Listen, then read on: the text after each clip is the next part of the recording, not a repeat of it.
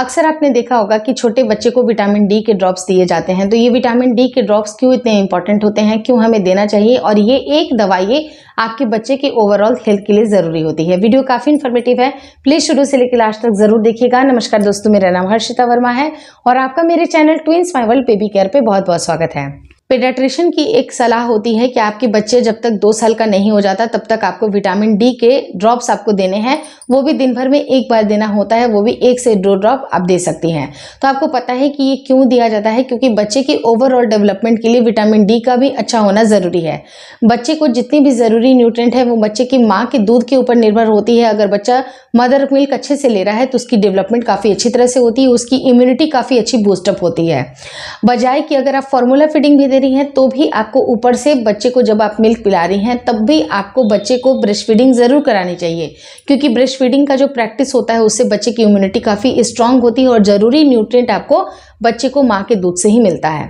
ये सारी चीज़ें तो बहुत ज़रूरी हैं कि माँ के दूध से मिल जाती हैं, लेकिन विटामिन डी के कुछ एक्स्ट्रा सप्लीमेंट लेने ज़रूरी होते हैं अगर बच्चे की ओवरऑल हेल्थ को इम्प्रूव करना है। जैसे कि अगर कैल्शियम का इंटेक या फिर जो बच्चे को हड्डियाँ जो उनकी डेवलप होती हैं, तो कई बार विटामिन डी की कमी की वजह से वो हड्डियाँ अच्छी तरह से डेवलप नहीं हो पाती हैं, इसलिए डॉक्टर 1 से 2 साल तक विटामिन डी के ड्रॉप्स देने की सलाह देते हैं। पहले आपने देखा होगा कि छोटे बच्चे को धूप लगाने के लिए नानी और दादी छत पर ले जाती थी या आंगन में बैठा करके धूप लगाती थी, लेकिन वो सिस्टम बिल्कुल चेंज हो गया है क्योंकि लोग अब फ्लैट्स में रह रहे हैं और पूरी तरह से धूप का एक्सपोजर भी नहीं होता है।